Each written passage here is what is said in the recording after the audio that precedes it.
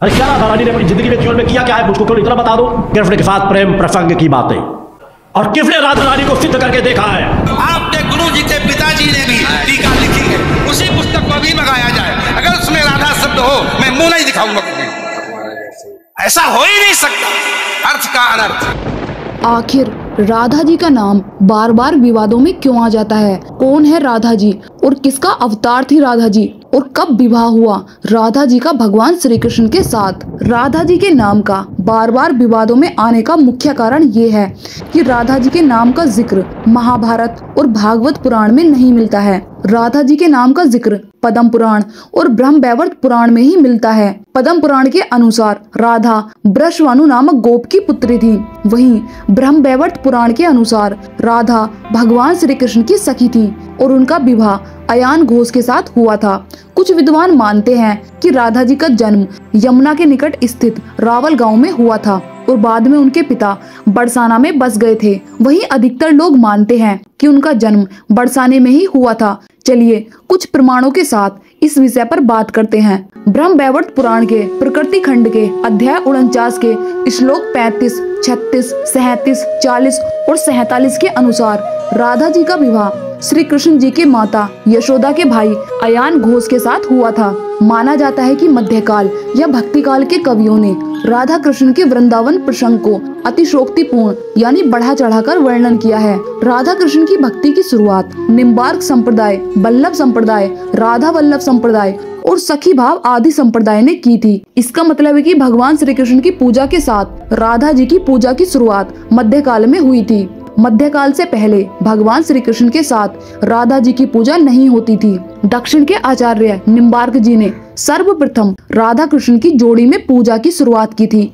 ऐसा कहा जाता है कि जयदेव ने पहली बार राधा का जिक्र किया था और उसके बाद से ही श्री कृष्ण के साथ राधा का नाम जुड़ गया था। इससे पहले राधा नाम का कोई जिक्र नहीं था। भगवान श्री कृष्ण भगवान विष्णु के 8वें अवतार थे।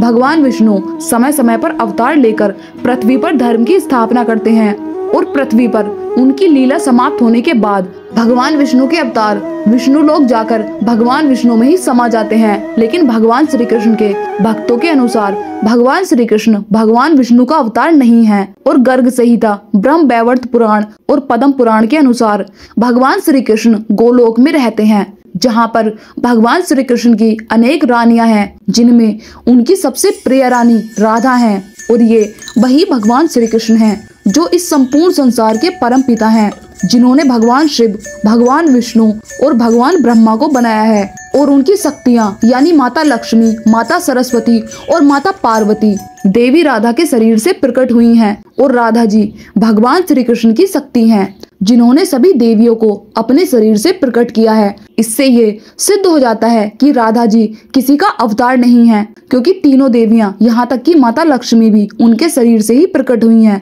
अब भगवान श्री कृष्ण तो पृथ्वी पर धर्म की स्थापना के लिए आए, लेकिन उनकी प्रिय रानी राधा जी पृथ्वी पर एक श्राप के कारण आई। चलिए अब जानते हैं कि राधा जी किस श्राप के कारण पृथ्वी पर आई।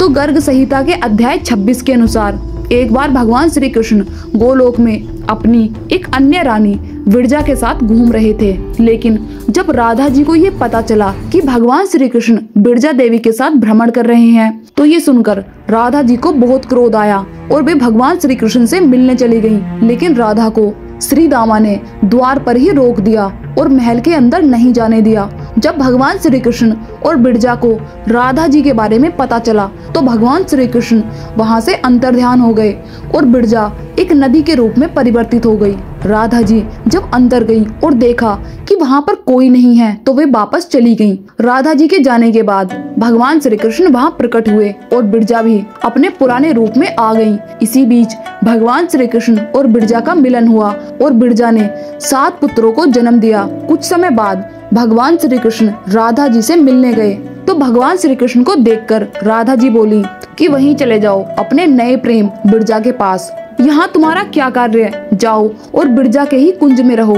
राधा की ये बात सुनकर भगवान श्री कृष्ण विरजा के पास चले गए। ये देखकर श्री रामा राधा जी से कहते हैं कि राधे, इतना अभिमान अच्छा नहीं। भगवान श्री कृष्ण परमात्मा हैं और वे आपके जैसी करोड़ों शक्तियों को बना सकते हैं, इतना भी अभिमान मत करो। ये सुनकर राधा जी ने श्री दामा से कहा, अरे मूर्ख, तुझे बस पिता की चिंता है, माता से तुझे कोई मोह नहीं।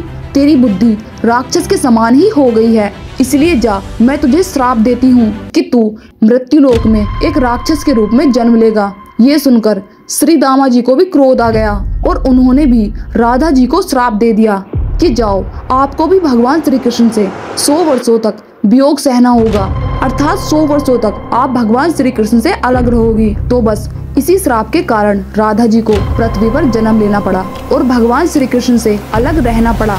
अब जानते हैं कि राधा जी का विवाह भगवान श्री कृष्ण के साथ कब हुआ। तो इसके बारे में ब्रह्मवैवर्त पुराण के श्री कृष्ण जन्म खंड में लिखा हुआ है कि एक बार नंद जी भगवान श्री कृष्ण को साथ लेकर वृंदावन के भांडीर वन में गए। तभी अचानक मौसम खराब हो गया और तेज हवाओं के साथ बारिश होने लगी। नंद जी इस अचानक बिगड़े मौसम को देखकर डरने लगे, क्योंकि कान्हा बहुत छोटे थे और नंद जी गायों को अकेला वन में छोड़कर नहीं जा सकते थे। तभी वहाँ पर राधा जी आती हैं, जिनकी आयु उस समय 17 वर्ष थी और भगवान श्री कृष्ण 2 या 3 साल के अबोध बालक थे। नंद जी ने कान्हा को राधा को दे दिया और कहा कि कान्हा को यशोदा के पास घर पहुंचा देना। राधा कान्हा को गोद में लेकर चली गईं। कान्हा को गोद में लेकर राधा जी का मन प्रेम से भरने लगा। तभी राधा जी ने उस वन में अपनी माया से एक रास मंडल प्रकट किया। उस रास मंडल में सेज, सुंदर पुष्प और अनेक प्रकार की मनमोहक वस्तुएं थीं। तभी राधा जी ने देखा कि भगवान श्री कृष्ण अब बालक रूप से परिवर्तित होकर राधा जी के समान ही वयस्क बन गए थे। तभी उस रास मंडल में ब्रह्मा जी प्रकट हुए और उन्होंने राधा जी और भगवान श्री कृष्ण का विवाह करवाया। विवाह संपन्न होने के बाद ब्रह्मा जी वहाँ से चले गए। विवाह के बाद उस रास मंडल में राधा और भगवान श्री कृष्ण ने रास लीला की। अगले दिन राधा जी ने देखा कि भगवान श्री कृष्ण बालक के रूप में परिवर्तित हो गए हैं। तो राधा जी कान्हा को गोद में उठाकर घर आ गई और माता यशोदा को कान्हा को देते हुए कहा कि ये लो अपने बालक को और इसे दूध पिला दो। इस प्रकार भगवान श्री कृष्ण और राधा जी का विवाह हुआ। अब प्रश्न ये उठता है कि जब भगवान श्री कृष्ण ने 11 वर्ष की आयु में ही गोकुल छोड़ दिया था और कंसवध के बाद मथुरा को भी छोड़ दिया था और भगवान श्री कृष्ण हमेशा के लिए द्वारिका चले गए थे और माता रुक्मणी से अपनी इच्छा से विवाह किया था। यहाँ तक कि भगवान श्री कृष्ण की 16,108 रानियां थी। तो भगवान श्री कृष्ण ने राधा जी को आधिकारिक तौर पर अपनी रानी क्यों नहीं बनाया? क्या सच में राधा जी का विवाह अयान घोष के साथ हो गया था? इसीलिए ही राधा जी का वर्णन भगवान श्री कृष्ण के 11 वर्ष की आयु के बाद के जीवन में देखने को नहीं मिलता है। क्या मध्यकाल से पहले के लोग सच में राधा जी की पूजा नहीं करते थे? लेकिन क्यों? अनेक पुराणों के अनुसार देवी रुक्मणी लक्ष्मी जी का अवतार थी और राधा जी तो किसी का अवतार थी ही नहीं, क्योंकि वे तो स्वयं आदि शक्ति हैं। और क्या सच में आदि शक्ति को किसी का श्राप लग सकता है? और परमपिता परमात्मा को भगवान ब्रह्मा, भगवान विष्णु और भगवान शिव के होते हुए धर्म की स्थापना करने के लिए स्वयं पृथ्वी पर आने की आवश्यकता हो सकती है? वैसे इन प्रश्नों के उत्तर तो विद्वान लोग ही दे सकते हैं। अगर आपका कोई सवाल है तो कमेंट कर सकते हैं।